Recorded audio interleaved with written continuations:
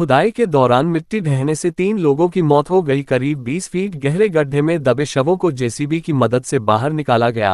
घटना बुधवार सुबह 11 बजे दांतारामगढ़ के राजनपुरा गांव की है।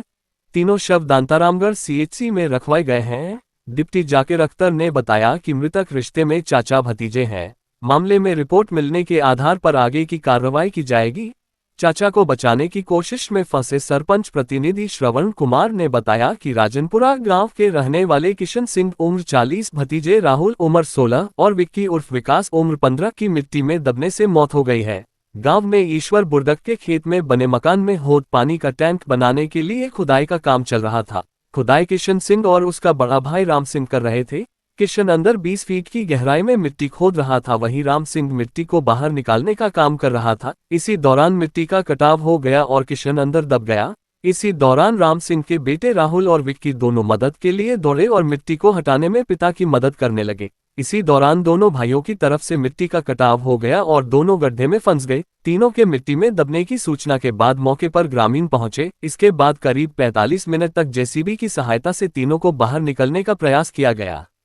करीब 11:15 तक तीनों के शव को बाहर निकाला। उसके बाद अस्पताल ले जाया गया, जहां डॉक्टर्स ने तीनों को मृत घोषित कर दिया। जानकारी के अनुसार किशन सिंह और उसका भाई राम सिंह दोनों ही इलाके में होद बनाने काम करते हैं। किशन सिंह के एक बेटा है, राम सिंह के 2 बेटे थे और दोनों की ही इस हादसे में मौत हो गई।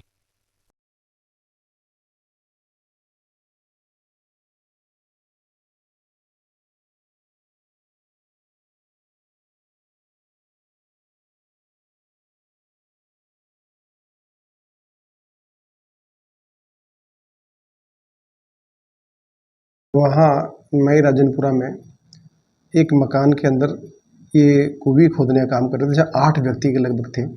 उसमें से 3 आदमी किशन सिंह, संदीप और विक्की, ये तीनों खोद रहे थे। अचानक मिट्टी का गिरना हुआ और इसके अंदर दब गए लोग।